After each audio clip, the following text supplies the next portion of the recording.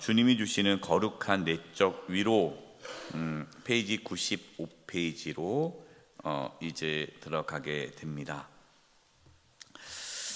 주님이 주시는 거룩한 내적 위로라는 부분으로 이제 들어가기 전에 앞부분에 이러한 글이 있어서 함께 나누겠습니다. 그럼 페이지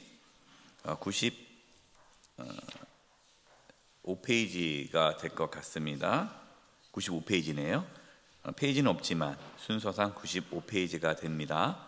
파트 3, 주님이 주시는 거룩한 내적 위로 부분이에요. 이 챕터에서는요, 독특한 것이 주님과 또 따르는 자들이 서로 대화를 하면서 하는 내용입니다. 읽어보셨겠지만, 그래서 그렇다고 해서 이 토마스 아킨피스가 실제로 예수님의 음성을 듣고 썼다는 것이 아니라 말씀에 근거해서 예수님께서 이런 말씀을 하시겠다라는 묵상하는 가운데 주님의 말씀이 떠올라서 이제 그것들을 정리해 놓은 거예요. 그러니까 실제로 이거를 성경처럼 그렇게 받아들이지는 않으셔도 되지만, 그래도 성경에 근거한 예수님의 그러한 말씀이다 생각하시면 되겠습니다. 세 번째 파트에서는 거룩한 내적 위로, 우리 안에 내면이죠. 내면에 하나님께서, 우리 주님께서 우리에게 위로를 주신다라는 겁니다. 내적 위로. 이거를 경험하며 사셔야 돼요.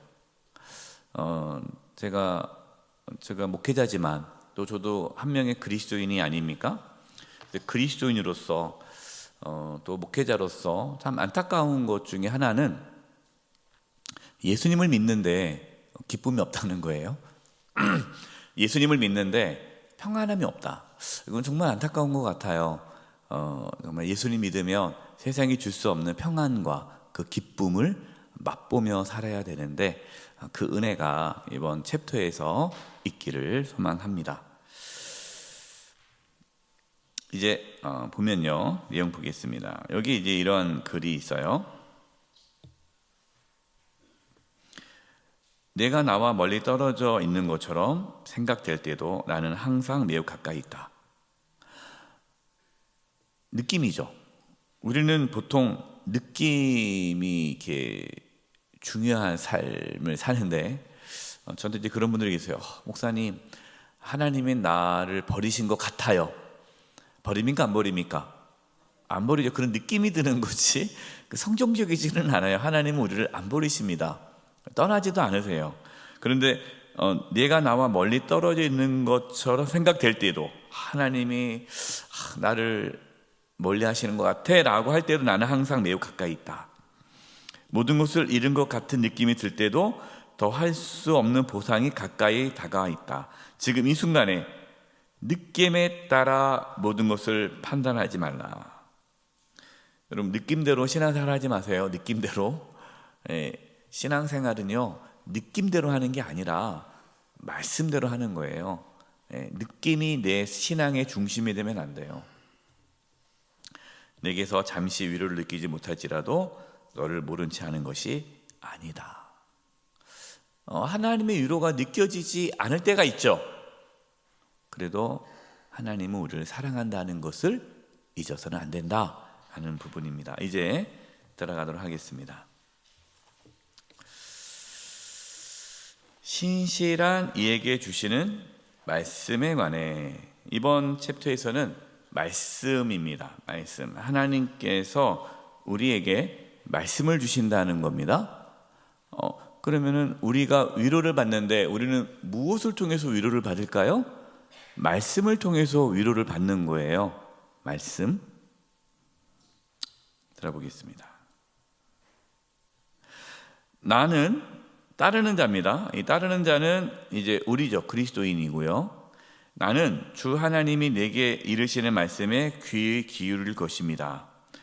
주님의 말씀에 귀를 기울이고 그분이 주시는 위로의 말씀을 받는 사람은 복됩니다. 제가 여기다가 이런 글을 썼어요. 예수님은 선한 목자시다. 여러분, 예수님이 선한 목자이신 걸 믿으시죠? 그럼 우리는 그의 양입니다. 그러면 목자와 양 관계에서 양은 어떻게 해야 살 수 있습니까? 목자의 음성을 들어야 살 수가 있어요. 목자의 음성을 듣고 그 목자가 하는 대로 따라와라 그럼 따라가고, 여기 있어라 그럼 여기 있고, 풀 뜯어 먹어라 풀 뜯어 먹고, 여기는 안전한 곳이니까 누워 있어라 그럼 눕고, 그 목자의 음성을 따라 듣고 그대로 움직이는 양은 평안하죠. 근데 목자의 음성을 못 듣고 목자가 말할 때 딴짓하다가 못 듣고 자기 마음대로 막 가다가 구덩이에 빠지고 이리에 잡혀먹는 게 있는 거죠. 그러면 중요한 건 뭐냐? 양은 목자의 음성에 귀를 기울여야 돼요. 그래서 누가 복이 있느냐? 주님의 말씀에 귀를 기울이고 주님께서 우리에게 위로의 말씀을 주실 때에 그분이 복이 있다 하는 것입니다. 세상의 소리가 아니라 가르침을 주는 영혼의 진리를 듣는 사람은 진정으로 복됩니다. 세상을 보는 눈을 감고 영원한 것에 초점을 맞추는 영의 눈을 가진 사람은 복됩니다. 자신 안에 깊숙이 잠긴 채 하늘나라의 비밀을 받을 수 있도록 날마다 연습을 통해 한층 더 준비하는 사람은 복됩니다. 연습입니다.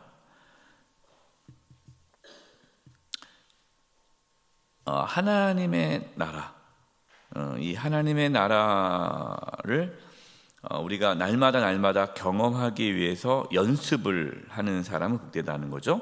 그래서 핵심은 뭐냐? 하나님과 교제하는 시간을 갖는 사람은 복됩니다.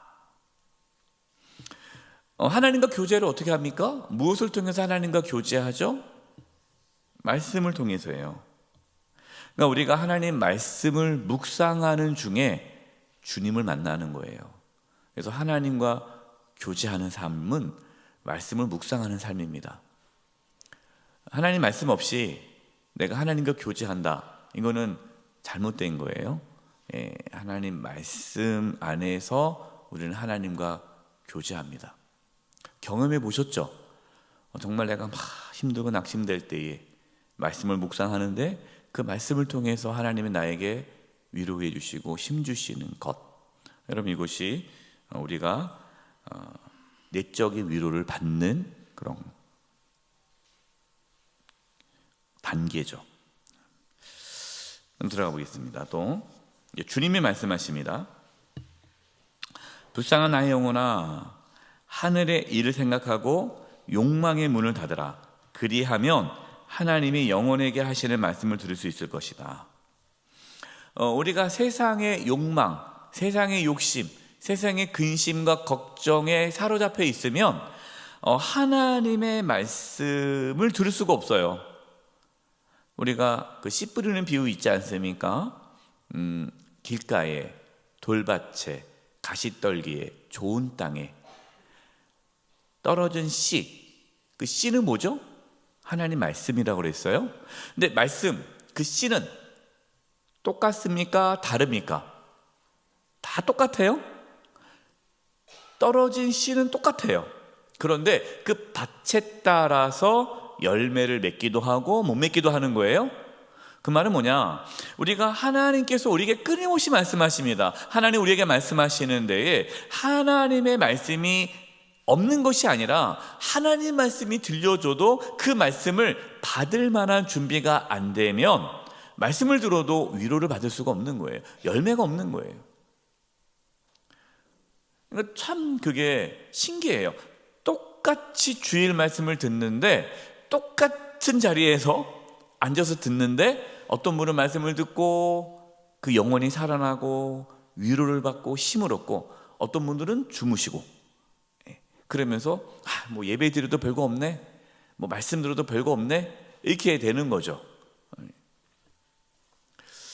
이렇게 하니까 오해하지 마세요. 모든 책임을 다 설교자가 아닌 회중에게 돌리는 듯한 얘기를 하는 것 같은데, 제가 물론 설교도 잘해야 되겠지만 중요한 거는 말씀을 듣는 사람의 자세가 너무 중요하다. 그래서 하늘의 일을 생각하고 욕망의 문을 닫아라. 그리하면 하나님께서 영혼에게 하신 말씀을 들을 수 있다는 거예요. 내가 하나님 여호와께서 하신 말씀을 들으리니 무릇 그의 백성 그의 성도들에게 화평을 말씀하실 것이라. 그들은 다시 어리석은 대로 돌아가지 말지어다. 나는 너희의 구원, 너희의 평화, 너희의 생명이다. 나와 함께 머물라. 그리하면 평안을 찾게 될 것이다. 무엇이든 덧없는 것에는 관여하지 말라. 그냥 내버려 두어라. 이 덧없는 것이 세상의 욕망과 욕심, 거기에 막 매몰돼 가지고 막 거기에 막 이렇게 살면 하나님의 말씀을 들을 수가 없다. 창조주와 긴밀한 친교가 끊긴다면 모든 피조물이 무슨 가치가 있겠느냐. 그러니까 하나님, 창조주 하나님과의 교제가 끊어진다면 그 피조물은요 죽는 거죠. 그러므로 이 세상의 모든 것을 제해버리고 오직 창조주 하나님만을 기쁘시게 해드리라. 그분께 성실하라. 그것이 진정한 행복을 발견하는 길이다. 그 다음에 듣고 순종함에 관해 부분에 대해서 나눕니다. 하나님 말씀을 듣는다라는 말은 무슨 뜻일까요? 네, 순종한다라는 거예요. 하나님 말씀을 들으라. 그러면은 그 말씀을 듣고 순종하라는 뜻이죠. 우리 그러잖아요. 어떤 자녀가 부모님 말씀을 잘 들어요. 잘 듣는 게 무슨 뜻입니까? 부모님 말씀에 순종하는 자녀라는 거죠. 듣기는 잘 듣는데 순종하지 않아요. 그럼 그 듣는 거 아니에요. 안 듣는 거죠. 그래서 말 안 듣는 아이, 이게 말 안 듣는 아이가 엄마 아빠의 그 말씀을 안 듣는 게 아니라 들어도 그렇게 안 하니까 안 듣는 거예요. 그래서 우리가 듣는다라는 것은요 순종한다는 겁니다. 주님 말씀하옵소서, 주의 종이 듣고 있습니다. 이 말은 무슨 뜻이에요? 말씀하옵소서, 내가 순종하겠습니다 하는 거예요. 저는 주님의 종입니다. 종이죠. 순종하는 거니까. 말씀하시는 것을 깨닫고 이해할 수 있도록 도와주옵소서. 우리는 이러한 기도를 해야죠. 하나님, 오늘도 말씀하옵소서, 내가 듣겠습니다. 말씀하는 것을 깨닫게 해주세요. 제가 어리석기 때문에 하나님 말씀에 하셔도 깨닫지 못하니까 깨달을 수 있게 도와주세요. 그리고 말씀에 순종할 수 있는 믿음을 주세요 라는 기도를 우리는 하는 거죠. 그래서 사무엘상 3장 9절 사무엘이 하나님께 기도하는 거 아닙니까? 사무엘아 사무엘아. 엘리 제사장이 말한 줄 알고 갔더니 엘리 제사장이 내가 너 안 불렀는데? 그래요? 분명히 불렀는데 다시 또 자고 있었어요. 하나님 부르시죠. 사무엘아 사무엘아. 또 옵니다. 엘리 제사장이 그제서야 혹시 하나님이 널 부를 수 있으니까 그러면 하나님께 한번 물어봐라. 하나님이 또 사무엘을 부르십니다. 사무엘아 사무엘아, 여호와여 말씀하옵소서, 주의 종이 듣겠나이다. 참 중요해요. 근데 그 당시에 보니까 하나님 말씀이 희귀하더라.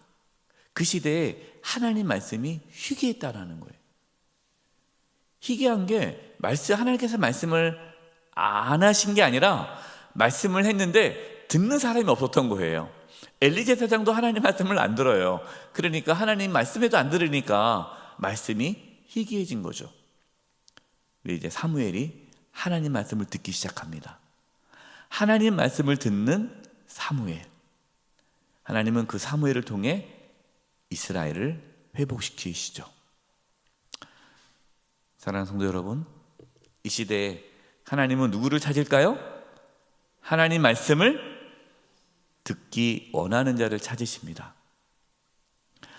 하나님의 말씀에 귀를 기울이는 저와 여러분 되시기를 바랍니다. 우리는 들어야 돼요, 하나님 말씀을. 지금 저는 모세나 다른 어떤 예언자에게도 귀를 기울이지 않고 있습니다. 오직 주님께만 귀를 기울이고 있습니다. 여러분, 이 말씀을 또 오해해서 이제는 내가 목사님의 말씀에 귀를 기울이지 않겠습니다, 이제 설교도 안 듣고 나는 오로지 골방에 들어가서 하나님의 음성을 듣기만을 기다리겠습니다, 이런 뜻이 아닙니다. 또 오해하지 마세요. 어떤 의미냐면 내가 어떤 사람을 의지하지 않겠다, 하나님만을 의지하겠다라는 부분입니다. 여러분, 이건 중요해요. 여러분들이 목회자들을 존중하고 영적 지도자를 인정하고 그 권위를 따르는 건 참 좋습니다. 그러나 목회자를 의지해서는 안 돼요. 목회자를 하나님의 자리에 앉혀서는 안 돼요. 목회자가 하나님 자리에 앉아서는 안 되죠. 그럼 교주가 되는 거예요. 순간 이단 사이비가 되는 겁니다. 하나님만이 저를 완전히 가르칠 수 있습니다. 하나님이 없다면 제게는 모든 것이 의미가 없습니다. 라는 절대적인 하나님에 대한 신뢰가 필요합니다. 여기서 계속 이제 이런 내용이 나와요. 예언자는 말할 수 있지만 성령을 주지는 못합니다. 그렇잖아요. 제가 말씀을 전하지만 성령은 누가 주시는 겁니까? 하나님이 주시는 거죠. 제가 뭐 어떻게 성령 줍니까? 근데 이상한 분들이 옛날에 있었죠. 성령 받아라 이러니까 본인이 주는 것처럼 이렇게, 그러면 또 그분이 성령 주나 보다 해서 그분에게 가서 막 기도받고. 여러분, 이것은 아주 잘못된 신앙의 태도예요. 성령은 하나님이 주시는 거죠. 주님이 주시는 거죠. 기도할 수는 있죠. 하나님, 정말 저분 가운데 성령이 임하기를 기도할 수 있지만, 내가 무슨 성령을 막 성령 받아라 가지고 뭐 내가 주는 것처럼 이렇게 하는 것은 잘못된 태도죠. 저분한테 기도받으면 성령이 임한대. 여러분, 그것도 잘못된 겁니다. 하나님이에요. 하나님께 성령을 주시는 거예요. 그래서 제가 늘 얘기합니다. 어디 신령한 데 가서 기도받지 마세요. 그냥 우리 부목사님께 기도받으세요. 우리 부목사님들이 신령한 분이세요. 어디 가가지고 기도받지 마시고, 우리 부목사님들께 기도 부탁하고 기도받으시면 돼요. 하나님이 침묵하시면 제 마음에 불을 놓을 수 없습니다. 그러니까 하나님께서 역사하지 않으면 성령이 임할 수 없는 거예요. 은혜 받지 못하는 거예요. 하나님이 하시는 겁니다. 하나님의 주권이에요. 모든 것이. 그들은 말을 주지만, 그들은 누굽니까? 예언자들. 하나님은 말에 의미를 주십니다. 제가 설교를 합니다. 그렇죠. 목회자가 설교하죠. 하지만 설교를 한다고 해도 그 말씀을 깨닫는 것, 그 말의 의미, 이 말씀을 듣고 깨닫는 건 누가 하시는 거예요? 하나님이 하시는 거죠. 하나님. 그들은 신비를 제시하지만 하나님은 감추어진 것을 드러내십니다. 그들은 계명을 전달하지만 하나님은 그것을 지키게 도우십니다. 아멘. 제가 어떻게 성도님들이 하나님 말씀대로 살게 할 수 있겠습니까? 저는 못하죠. 말씀을 전할 뿐이에요. 그런데 실제로 우리 성도님들이 하나님 말씀대로 살아가게 되는 것은 누가 하나님 말씀대로 살게 하십니까? 하나님이 그것을 지키게 도우신다는 거예요. 이게 중요한 원리입니다. 하나님께서 우리에게 말씀하시고 하나님께서 그 말씀대로 순종할 수 있는 힘을 주세요. 우리가 하는 게 아닙니다. 하나님은 말씀하시고, 자, 내가 이제 말했으니까 잘 지키나 한번 보자. 잘 지키냐 못 지키냐. 지키면 복을 줄 것이고 못 지키면 화를 줄 거야. 너 알아서 잘해. 이게 아니에요. 하나님은요, 말씀에 순종할 수 있는 영적인 힘을 주십니다. 그래서 우리는 그걸 구하는 거예요. 성령의 충만함을 받고 나가서 말씀대로 사는 거예요. 우리에겐 선한 것이 없습니다. 우리는 말씀대로 살아갈 힘이 없어요. 그래서 우리는 말씀을 들을 때 기도하는 거예요. 하나님, 이 말씀대로 살아갈 수 있는 힘을 주세요. 그럼 하나님이 주시는 거예요. 그들은 길을 보여주지만 하나님은 길을 걸어갈 수 있는 힘을 주십니다. 계속 똑같은 말입니다. 그들은 외적 필요에 다가서지만 하나님은 내면에서부터 저를 일깨우십니다. 그러니까 하나님께서 우리의 속사람을 변화시키는 거예요. 그들은 정원에 물을 대지만 하나님은 식물이 자라게 하십니다. 자라게 하시는 분. 바울이 씨를 뿌리고 아볼로가 물을 주지만 자라게 하시는 분은 누구라고요? 하나님이 자라게 하시는 거예요. 생명력은 하나님께 있어요. 그들은 말을 외치지만 하나님은 이해할 수 있도록 도와주십니다. 그래서 어떻게 해야 됩니까? 주여 말씀하소서. 주의 종이 듣고 있습니다. 주님은 영원한 생명의 말씀을 계십니다. 이게 빨간 줄 제가 친 거를 같이 한번 읽어볼까요? 시작. 제게 말씀하소서. 제 영혼을 위로하옵소서. 제 삶을 바꾸어 주옵소서. 네. 여러분 이렇게 기도하시기 바랍니다. 네. 말씀하옵소서. 듣겠나이다. 하나님 말씀하옵소서. 내 영혼을 위로해 주시옵소서. 하나님 말씀하옵소서. 그 말씀대로 살아갈 수 있도록 저를 변화시켜 주옵소서. 자신에게 집중하지 마세요. 자신에게 말씀 듣고 은혜 받고 이제 열심히 살아야지 하지 마세요. 네, 우리 못 삽니다. 자신에게 집중하는 것이 아니라 하나님께 집중하는 거예요. 하나님께. 두 번째, 듣고 신뢰함 행 안에서. 아까 듣고 순종에 대해만 얘기했죠? 예, 말씀을 듣는다라는 건 순종입니다. 또 말씀을 듣는다는 건 뭡니까? 신뢰입니다. 신뢰. 그래서 말씀을 들으면 하나님께서는 그 말씀 속에서 순종할 수 있는 힘을 주고요. 말씀을 들으면 그 말씀 속에서 뭐 할 힘을 줍니까? 신뢰할 힘을 줍니다. 신뢰가 뭡니까? 어려운 말로 믿음이에요. 듣고 보니까 믿음이 더 쉬운 것 같죠? 네, 신뢰, 믿음. 이거는 제 개인적인 경험입니다. 성경에 나와 있지는 않아요. 그냥 제 개인적인 체험인데, 하루는 제가 하나님 앞에 기도를 했어요. 하나님, 이 문제에 대해서 어떻게 됩니까? 어떻게 됩니까? 말씀해 주시옵소서. 말씀해 주시옵소서.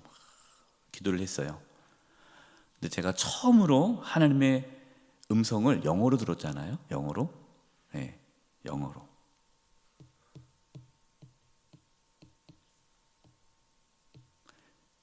Trust me. 영어 잘 못하는데 그날은 하나님 영어로 말씀하시더라고요. Trust me. Trust. 신뢰하라. me. 나를. 그냥 깜짝 놀랐어요. 하나님이 영어로 나한테 말씀하시는구나. 예.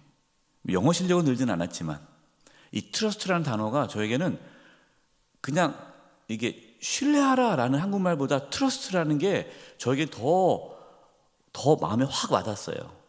그래서 트러스트라는 단어를 찾아봤잖아요. 물론 알고 있는 단어였지만 어떤 의미가 있을까 찾아봤더니 신뢰하라는 뜻이에요. 네, 신뢰. Trust me. 절대적인 신뢰. 그러니까 하나님께 저에게 요구한 것은요, 신뢰였어요. 네가 정말 날 신뢰하냐? 정말 나를 신뢰하라. 내가 너에게 요구하는 건 하나다. 나를 신뢰하라. 그러면 내가 이루리라. 나에게 뭐가 없는 거예요? 신뢰가 없는 거예요. 하나님 어떻게 해야 됩니까? 이거 어떻게 해야 될까요? 어떻게 해야 될까요? 방법이 없습니까? 뭐 하나님의 어떤 방법, 뭔가 좋은 노하우, 뭔가 해결책, 여기에만 관심이 있었지 정작 제 안에 하나님에 대한 신뢰성을 회복하지 못한 거죠. 하나님 그걸 정확히 보신 거예요. 내 안에 불안함, 두려움, 걱정, 근심. 하나님은 저에게 Trust me. 나를 신뢰하라. 근데 제가 어떻게 했겠어요? 네, 회개했죠. 눈물 콧물 흘리면서 하나님 죄송합니다. 잘못됐습니다. 제가 하나님을 신뢰하지 않았군요. 하나님을 신뢰하는 것 같았는데 또 저는 하나님을 신뢰하지 않고 있군요. 거기서 또 바짝 엎드려서 그 다음부터는 다른 기도 제목이 필요 없어요. 아니 정직하게 하나님 앞에 저희가 하나님을 신뢰하지 못한 것에 대한 눈물로 회개하면서 이 믿음 없음을 고백하면서 하나님 저에게 뭘 달라고 기도했을까요? 하나님을 신뢰할 수 있는 믿음을 주세요. 저에게 이게 문제였군요. 그러자 제 안에 있던 그 뭐가 사라졌을까요? 두려움, 불안, 염려, 근심이 확 사라지는 거예요. 저는 그것이 뭔가 해결책을 발견하면 그게 사라질 줄 알았어요. 뭔가 이 두려움과 염려와 근심이. 그런데 해결책이 아니라 신뢰였어요. 믿음. 신뢰하라. 이겁니다. 듣고 신뢰함에 관해. 하나님 말씀을 들으면 뭐가 생겨요? 신뢰가 생기는 거예요. 하나님에 대한 신뢰, 믿음이죠. 여기서 성경은 말하잖아요. 말씀을 들음으로 뭐가 생긴다고요? 믿음이 생기는 거예요. 말씀을 들음으로 믿음이 생긴다는 거예요. 그러니까 말씀을 듣는다라는 것은 하나님을 내가 신뢰한다. 앞에서는 첫 번째는 순종이고요, 두 번째는 신뢰입니다. 그래서 주님 말씀하시는 겁니다. 첫 번째는 나의 자녀야, 내 말을 들으라. 내 말을 들으라. 내 말은 영이고 생명이라. 살리는 것은 영이니 육은 무익하니라. 내가 너희에게 이른 말은 영이요 생명이라. 결코 세상의 지혜와 비길 수 없다. 여기서 중요한 얘기를 합니다. 내 말을 자기 만족을 위해 잘못 사용해서는 안 된다. 이게 무슨 뜻일까요? 어떤 분들은요, 자기 만족, 하나님의 말씀을 자기 만족을 위해 하나님 말씀을 듣는 분들이 있어요. 제가 여기 썼습니다. 하나님의 말씀의 목적이 자기 만족입니까? 아니라는 거예요. 자기 만족이 아니라는 거예요. 하나님의 사람으로 세워지는 걸 목적으로 하나님께서 우리에게 말씀하시는 거예요. 그런데 어떤 분들은요, 자기 만족입니다. 이 자기 만족을 저는 이거를 영적 유희라고 어려운 말을 쓰는데, 영적 유희, 이게 뭡니까? 즐거움이죠. 영적 즐거움. 여러분, 영적 즐거움이 나쁜 건 아닙니다. 그런데 이것이 잘못되게 되면 하나님 말씀을 하나의 즐거움으로만 끝내버리는 거예요. 이런 분들이 있어요. 목사님, 내가 이 말씀을 묵상하다가 이걸 깨달았어요. 모르는 걸 깨달았어요. 모르는 걸. 거기까지가 이제 만족이죠? 더 나가야 돼요. 왜 깨닫게 해주셨느냐? 회개하고 하나님의 사람으로 살아가라고. 근데 그냥 그걸 딱 끝나는 거예요. 깨달았다. 그냥 말씀을 깨닫는 것 자체로 끝내버리는 거예요. 그게 영적 즐거움. 영적 즐거움. 뭔가 새로운 거를 알아냈다. 아하, 야, 이런 뜻이구나. 너무 재밌네. 그래서 하나님 말씀을 자기 어떤 영적 즐거움을 채우기 위한 것으로 생각하는 분들이 있어요. 그래서 말씀이 너무 재밌다는 거, 너무 재밌대. 감사하죠. 재미없는 사람보단 감사한데 그냥 그걸로 끝나버리면 안 된다는 거예요. 그래서 그냥 자기 만족, 즐거움, 유희, 즐기는 거죠. 소설책 읽듯이, 드라마 보듯이 그냥 재밌다. 말씀이 너무 재밌어요. 근데 그걸로 끝나버려요. 삶은 변화가 없어요. 그냥 즐거움으로 끝나버린다. 그러면 안 된다는 거예요. 우리는 여기서 세 가지가 나옵니다. 하나님 말씀을 들을 때에 첫째, 침묵, 둘째, 겸손, 셋째, 큰 애정으로 받아들여야 한다. 그러니까 하나님 말씀을 자기 만족을 위해서 하나님 말씀을 받아들여서는 안 되고 이 세 가지가 필요하다는 겁니다. 우리가 말씀을 대하는 자세 세 가지. 침묵이 뭡니까? 내려놓는 거예요. 침묵, 성경에서 잠잠하라, 침묵을 많이 말씀하십니다. 여러분, 우리가 신앙의 훈련 중에 침묵 훈련이 중요해요. 침묵하라는 것은 단순히 조용히 하라는 게 아닙니다. 이 침묵의 의미는 자기 중심성에서 하나님 중심성으로 바뀌는 거예요. 침묵하지 않은 사람은 어떤 사람이에요? 자기 얘기하는 사람 있잖아요. 애가 그냥 계속 얘기해요. 그러니까 엄마가 뭐라 그래요? 야, 조용히 해! 그러잖아요. 이 조용히 하라는 말이 뭐예요? 그만 말해. 그만 말하라는 게 뭐예요? 네 생각, 네 주장, 이거를 이제 그만 말해. 이제 엄마 말 들어. 시끄러, 조용히 해. 그러잖아요. 여러분, 침묵은요, 내려놓는 거예요. 나를 내려놓는 과정이에요. 그래서 우리가 말씀을 듣기 전에요, 내려놔야 돼요. 근데 안 내려놔. 내 생각을 딱 그냥 그대로 잡고 하나님 말씀을 들으면요, 하나님 말씀이 안 들립니다. 내 생각이 변함이 없는데, 이게 옳다라고 주장하는데 그러니까 침묵이라는 것은 내 모든 것을 다 내려놓는 거예요. 비우는 거예요. 내려놓음. 그다음에 겸손이 뭡니까? 하나님의 주권을 인정하는 거예요. 겸손은 침묵 내려놓고 그 주권을 하나님께 이양하는 것. 이게 겸손이에요. 그러니까 침묵 가운데에 겸손으로 들어가는 거죠. 구분되는 게 아닙니다. 겸손. 그래서 겸손은 하나님의 주권. 비움이죠. 안다고 생각하지 않은 거예요. 그러면서 큰 애정. 그걸로 끝나는 것이 아니라 하나님을 사랑하는 마음으로, 그 말씀을 정말 사모하는 마음으로 그를 대할 때에 하나님께서 그 말씀을 통해 우리에게 순종할 수 있는 힘과 신뢰, 하나님을 온전히 신뢰하고 믿고 따를 수 있는 믿음을 주시는 거예요.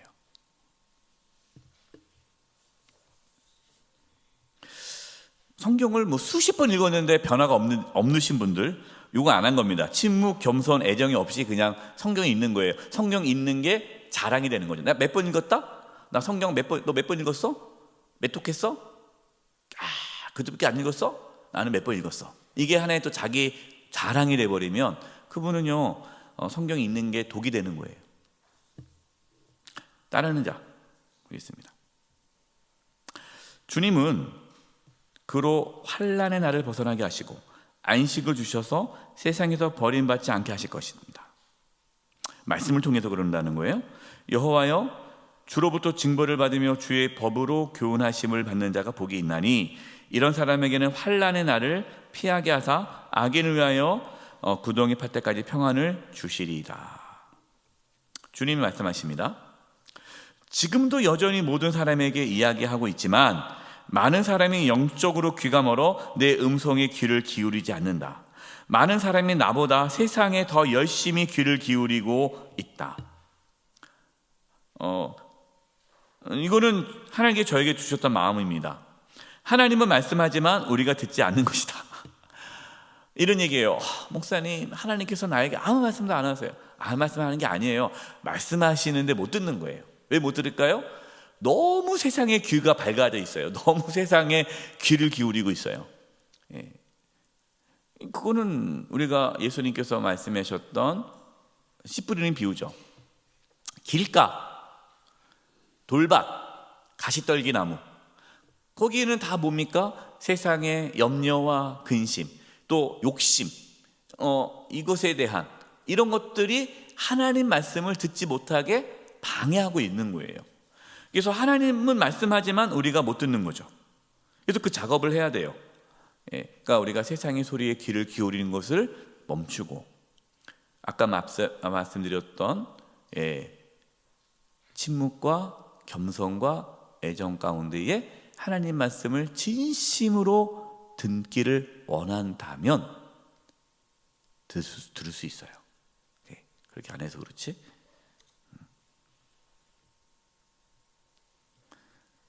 정직해야 돼요. 들을 마음이 없으면 하나님께서 말씀 안 하세요. 누가 세상과 그 지도자에게 바치는 것만큼의 관심과 헌신으로 나를 섬기겠느냐. 그렇죠. 이게 눈에 보이는 사람에게 관심을 갖고 헌신을 하는 만큼 나를 섬기는 사람이 얼마나 되겠느냐. 거의 없다는 거죠. 몇 푼으로 얻으려고 먼 길을 마다하지 않지만 영원한 생명을 위해서 땅에서 발을 떼려는 사람은 드물다. 돈 벌기 위해서는 엄청나게 많은 에너지를 쏟는데 영원한 생명을 얻기 위해서 그렇게 노력하는 사람이 많지 않다. 사람들은 보잘것없는 보상을 차지하려고 온갖 안간힘을 쓴다. 하지만 끝없이 지속될 영원한 선, 어느 것과도 견줄 수 없는 보상, 영원한 생명이죠. 지구의 명예와 영광에는 전혀 관심이 없다. 천국의 삶에 대한, 우리가 천국 가는 것에 대한 영적인 것에 대해서는 그게 관심이 전혀 없어요. 그래서 적지 않은 성도님들이 얘기해요. 목사님 지금 너무 바쁜데요, 나중에 좀 한가하면 교회 나올게요. 지금은 너무 바쁘니까 지금은 제가 기도할 시간도 없고 예배 드릴 시간 없고요, 나중에 좀 시간 나면 할게요. 나중에 어디 있습니까? 없죠. 그냥 그렇게 살다가 가시는 거예요. 게으르고 불평을 일삼는 종들이여 부끄러워하여라. 너희들은 생명보다 죽음을 위해 더 열심을 내고 있다. 어차피 이 땅에서 살아봤자 죽음으로 치닫는 거 아닙니까? 또 여러분 이 말씀을 듣고 이제 다 필요 없다, 직장도 필요 없다, 이제는 교회만 열심히 다니자라는 뜻이 아닙니다. 너무 극단으로 가지 마세요. 이 땅에서 보상을 구하는 이들은 번번이 실망했지만 내 언약은 누구도 속이지 않는다. 나는 나를 신뢰하는 사람을 빈손으로 돌려보내지 않을 것이다. 나는 약속한 것을 지킬 것이다. 내게는 계속해서 나의 사랑을 신뢰하는 사람만이 필요할 뿐이다. Trust me. 하나님은 하나님을 정말 신뢰하고 하나님을 찾는 자들을 찾으신다. 그래서 내 말을 마음에 새기라. 그 말을 부지런히 묵상하라. 시험을 겪을 때 그 말이 얼마나 중요한지 알게 될 것이다. 설령 지금 당장 그 의미를 이해할 수 없을지라도 계속 읽어라. 제가 이제 어떤 분이 저한테 얘기를 하죠. 목사님, 하나님 만나고 싶어요. 어떻게 합니까? 그럼 저는 성경 읽으라고 그래요. 그럼 성경을 읽어요. 근데 다시 얘기해요. 목사님, 읽어도 무슨 내용인지 모르겠는데요. 그래도 읽으세요. 그래서 계속 읽어요. 읽다 보면 그 말이 필요한 순간이 찾아올 것이고 그 순간 이해하게 될 것이다. 어느 날 이 말씀이 그 말씀이군요 하고 깨닫게 되고 그리고 그 말씀을 깨닫는 순간 또 하나님 말씀에 순종하고 신뢰할 수 있는 믿음이 생기게 된다 하는 것입니다. 제가 우물 비유를 해요. 우물. 어느 선교사님이 그분은 우물을 팠다 하면 물이 나와요. 그래서 많은 사람들이 그 비결을 물어봤습니다. 그때 선교사님 뭐라고 얘기할게요? 물이 나올 때까지 팝니다. 이게 비결이에요. 대부분은 파다가 말아요. 안 나오네? 또 파다 말아. 안 나오네? 파다 말아. 안 나오네? 좀만 더 파면 물이 나오는데 그 좀만을 못해요.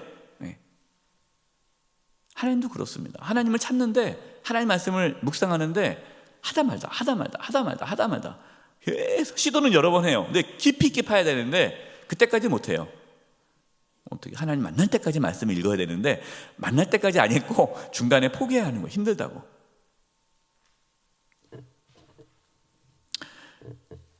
여러분 끝까지 파십시오.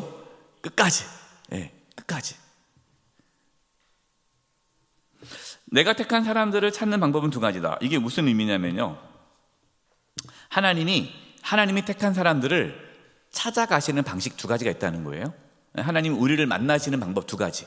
그러니까 우리를 대하시는 거, 우리를 훈련하시고 우리를 다루시는 방법이 두 가지가 있습니다. 첫째는 시련과 둘째는 위로예요. 하나님은 우리를 어떻게 다루시느냐, 우리를 하나님의 자녀로, 하나님의 사람으로 성장하는 데 있어서 두 가지인데 시련을 통해서 우리를 훈련시키십니다. 시련이라는 것은 고난이죠. 환난이죠. 우리는 이 고난을 통해서, 환난을 통해서 우리가 믿음이 자라게 되죠.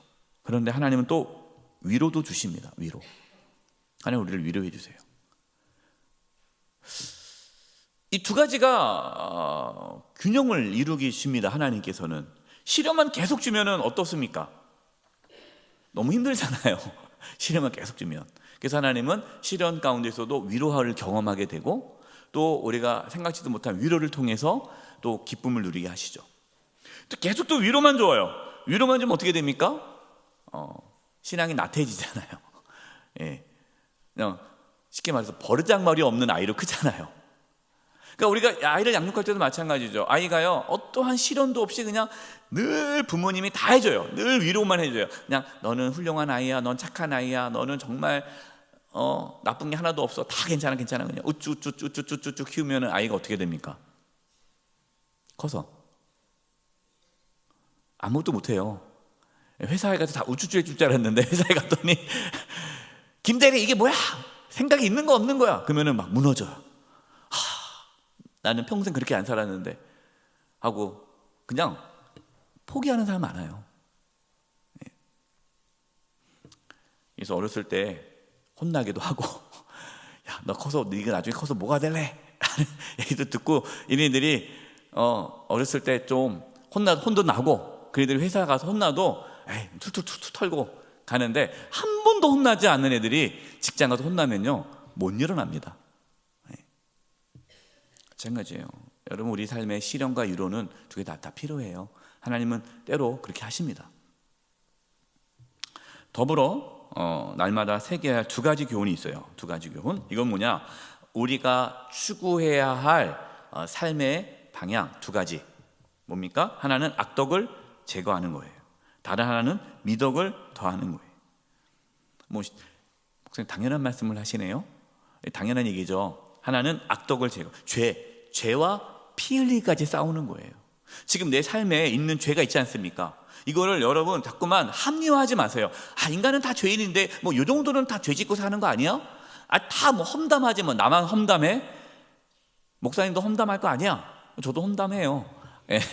그렇지만 험담하면 괴롭고 회개하고 다시는 험담하지 말아야지라는 생각이 있어요.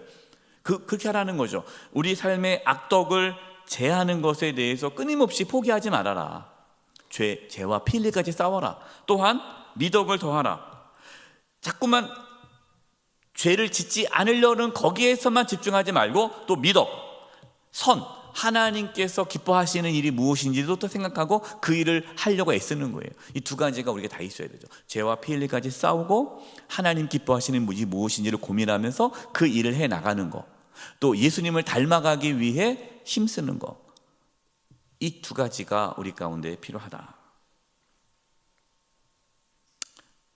따르는 자. 저는 하나님의 가장 형편없고 가장 자격 없는, 스스로 인정하고 싶은 것도 더 부족한 종입니다. 여러분, 이런 고백할 수 있습니까? 이런 고백할 수 있어야 돼요. 나는 참 괜찮은 것 같아. 자기 애가 충만하시면요 예수님 따라가기 어렵습니다. 나는 정말 훌륭해, 이러면 안 돼요. 정말 내가 보잘것 없구나, 이렇게 생각해야 돼요. 하지만 주여 저를 기억하소서. 저는 아무것도 아니고 아무것도 할 수 없습니다. 선하고 정의롭고 거룩하신 분은 오직 누구뿐입니다? 주님뿐입니다. 저는 아무것도 할 수 없습니다. 저는 아무것도 아닙니다. 하지만 주님만이 하실 수 있고 주님만이 나의 전부이십니다. 나에게 선한 것이 하나도 없지만, 하지만 주님께서는 저를 선한 길로 인도해 줄 줄 믿습니다. 나를 붙잡는 것이 아니라 하나님을 붙잡는 것이 신뢰다 하는 거예요. 주님은 모든 것을 하실 수 있습니다. 주님은 모든 것을 채우십니다. 주님과 떨어져 사는 이들은 공허할 따름입니다. 여러분 믿으십니까? 우리는 아무것도 할 수 없어요. 아무것도 못합니다. 그러니까 우리는 주님을 찾을 수밖에 없어요. 그러니까 우리는 주님을 찾을 수밖에 없는 자예요. 그게 우리의 실존입니다. 됐다라고 하면 넘어집니다. 주님의 능력과 긍휼이 제가 어찌 이 세상을 견딜 수 있겠습니까? 물어보겠습니다. 여러분, 예수님의 능력과 긍휼 없이 이 세상 살 수 있으세요? 없어요, 우리는요.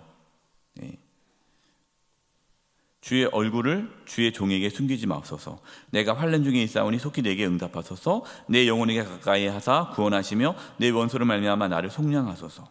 우리 이 기도를 드릴 수밖에 없는 거예요. 하나님이 도와주지 않으면 우리는 하루도 살 수가 없어요. 하루도. 주를 향하여 손을 펴고 내 영혼이 마른 땅같이 주를 사모하나이다. 주는 나의 하나님이시 나를 가르쳐 주의 뜻을 행하게 하소서. 주의 영은 선하시니 나를 공평한 땅에 인도하소서. 오 주여, 주님의 뜻을 가르치시고 주님 앞에서 값지고 겸손하게 살도록 가르치소서.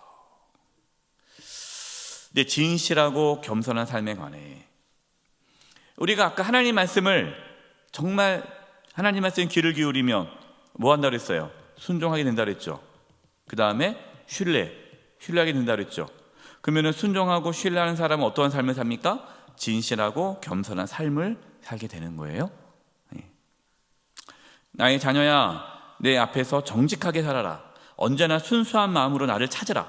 이로써 악으로부터 보호받고 속이거나 부당하게 험담을 늘어놓는 사람이 사라질 것이다. 진리가 자유하게 하면 진정으로 자유롭게 되고 다른 사람의 공허한 평가에 관심을 갖지 않을 것이다. 이게 무슨 말입니까? 진리는 무엇이죠? 예수님이에요. 그러니까 진리가 자유하게 하면, 예수님께서 우리를 죄와 사망으로부터 자유케 하면 우리는 진정한 자유를 얻게 된다는 거죠. 진리가 너희를 자유케 하리라. 이 말씀은 예수님께서 우리를 자유케 하신다는 거예요. 여러분, 예수님을 믿음으로 예수님 안에서 죄와 사망으로부터 자유케 되기를 바랍니다. 그 다음에 진리는 뭐냐? 하나님 말씀이에요. 하나님 말씀이 나의 삶의 기준이 되는 거죠. 그러니까 하나님의 말씀이 나의 삶의 기준이 되면 자유함이 생깁니다. 이 자유함은 뭡니까? 다른 어떠한 것도 두렵지가 않죠. 그래서 하나님 앞에 사는 자는요, 사람을 두려워하지 않아요. 이게 갈라디아서 1장 10절이에요. 프린트물에 제가 갈라디아서 1장 10절을 했는데 뒷장에 있어요. 뒷장. 여러분 프린트물 뒷장에 보면 갈라디아서 1장 10절 찾았습니까? 같이 한번 읽어볼게요. 시작. 이제 내가 사람들에게 좋게 하랴 하나님에게 좋게 하랴 사람들에게 기쁨을 구하랴 내가 지금까지 사람들의 기쁨을 구하였다면 그리스도의 종이 아니니라. 여러분, 사도 바울이, 그리고 그 당시 초대교회 사도들이, 성도들이 그렇게 담대하게 살 수 있었던 것은 무엇 때문입니까? 하나님 앞에서예요. 코람데오. 하나님을 기쁘시게 하는 거죠.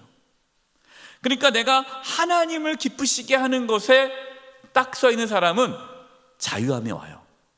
어떤 것도 두렵지가 않아요. 다른 사람의 공허한 평가에 관심을 갖지 않은 거예요. 다른 사람이 나에게 뭐라고 해도 괜찮아요. 근데 이게 없는 사람은요, 다른 사람의 평가에 민감해요. 이 열등감이 있죠. 그러면은 누가 뭐라고 하면 그냥 무너지고, 또 누가 나한테 뭐라고 할까봐 그냥 전전긍긍하고, 사람의 눈치 보고 잘 비유 맞추려고 그러고. 여러분 또 오해하지 마세요. 또 그렇다 해가지고 그냥 막 살라는 게 아니라, 다른 사람 무시하며 살라는 것이 아니라, 우리 그리스도인들은 겸손해야 하지만 당당해야 합니다. 여러분 당당하시기 바랍니다. 당당하셔야 돼요. 그 당당함, 자유함 어디서 오느냐?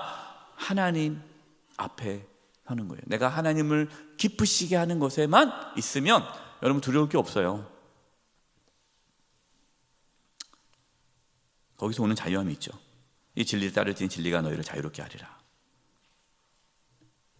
따르는 자, 주님의 진리로 지도해 주소서. 주의 말씀으로 보호하사 삶이 끝나는 날까지 보존해 주시기를 원합니다. 모든 악으로부터 자유롭게 하셔서 주님과 더불어 자유롭게 거닐 수 있게 해주시옵소서. 우리가 죄로부터 자유케 되어서 실제로 우리의 삶 속에 죄가 사라지고 정말 하나님과 영적인 자유함 가운데, 풍성함 가운데 살아갈 수 있기를 바랍니다. 여러분이 그동안 해왔던 잘못된 습관, 술, 담배, 마약, 물론 마약하신 분은 거의 없겠지만, 근데 요즘엔 너무 마약을 많이 해서 우리나라 사람도 이제는 마약 청정국이 아니래요. 예. 알코올 중독, 술, 도박, 또 등등, 그러한 여러분 것으로부터 자유케 되기를 바랍니다. 자유케 되기를 바라요. 우리는 못해요. 네, 못합니다. 그래서 그런 말이 있어요. 담배 끊는 사람하고 사귀지 말아라. 담배 끊는 사람하고 사귀지 말아라. 독한 사람이다. 네. 뭘 얘기합니까? 담배를 끊을 수가 없다는 거예요. 그만큼 이 중독, 니코틴 중독이 되면 끊을 수 없다는 거예요. 근데요, 말씀 안에 서면요, 하루아침에 끊습니다. 그게 본인의 의지가 아니라는 거예요. 성령께서 그렇게 하시는 거예요. 그래서 저는 그렇게 얘기해요. 술, 담배 때문에 교회 못 나오신 분들, 괜찮다. 술 드시고 담배 피면서 나와라 해요. 여러분, 술, 담배 다 끊고 교회 나오라면 그 사람 나오겠어요? 그럼 복음이 필요 없죠. 복음이. 그럼 내 힘대로 살면 되겠죠. 우리는 안 돼요. 그래서 죄인들아 어서 오라. 그래서 교회는요, 죄인들이 모이는 곳이에요. 네, 이곳에 와서 예수님 만나고 복음으로 새로워지고 거룩한 삶을 살아가는 거죠. 네. 그래서 여러분, 자녀 중에 술, 담배 한다고 야, 너 술, 담배 끊고 교회 나와라 하지 마세요. 그럼 평생 교회 못 나옵니다. 괜찮아, 우리 목사님 그러는데 술, 담배 해도 괜찮대. 나와. 그래서 실제로 어느 교회는 교회에 뭐가 있어요? 흡연실 있잖아요. 흡연실. 교회에 흡연실을 만들었어요. 오해하지 마세요. 또 우리 교회 흡연실 안 만들 겁니다. 그게 저는 그 얘기 듣고 정말 좋은 교회다 생각이 들었어요. 예. 흡연실. 우리는 안 된다는 거죠. 하지만 복음이 들어가면 끊는 거죠. 또 주무시다가 얘기만 듣고 또 목사님 담배 피워도 된다, 또 그럴 것만 또 아시면 안 돼요. 이 전체 맥락을 보시고 가셔야 되는 겁니다.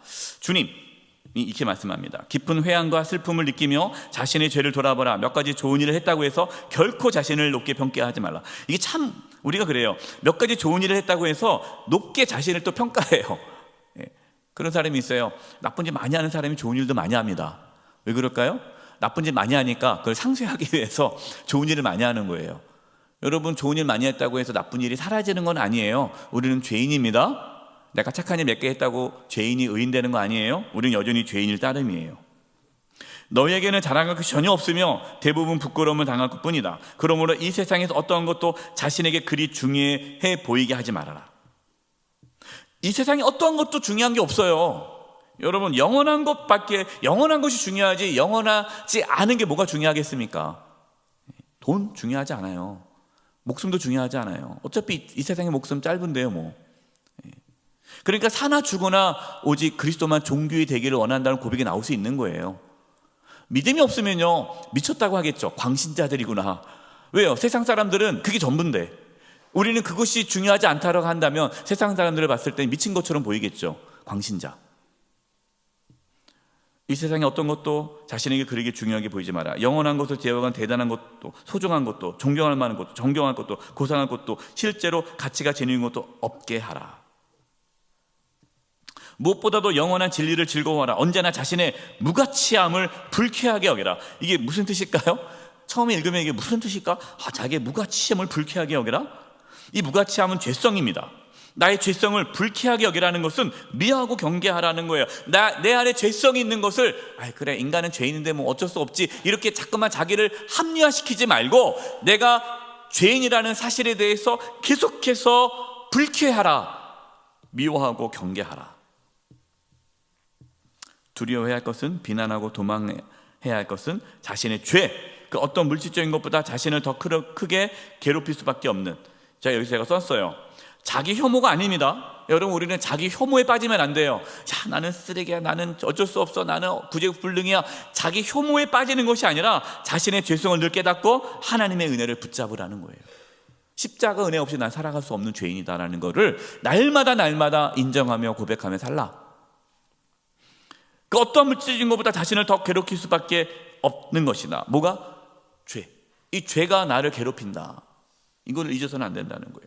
그래야 십자가 은혜를 경험합니다. 하나님의 심판을 두려워하고 전능하신 분의 진노를 두려워하라. 즉기 높은 하나님이 하시는 일에 간섭하지 말라. 도리어 내가 범한 사악한 일을 살펴 얼마나 큰 죄악이 범하고 있으며 선행을 소홀히 했는지 헤아려 보랴. 어떤 사람은 입술로는 섬긴다가 말하면서 마음으로는 별로 그러지 못한다.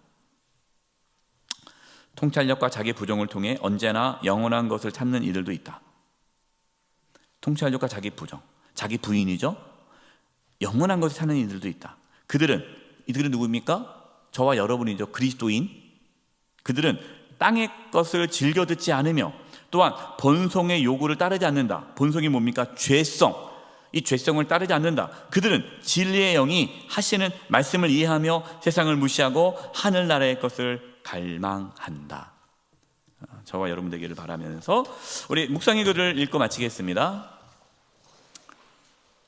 우리는 하나님께서 주시는 마음의 위로를 받아야만 살아갈 수 있다.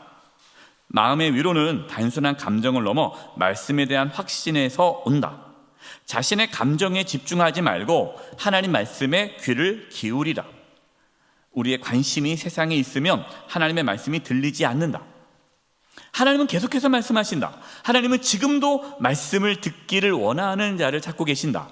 하나님의 말씀을 통하여서 우리에게 위로를 주실 뿐만 아니라 말씀대로 살아갈 용기와 힘도 주신다.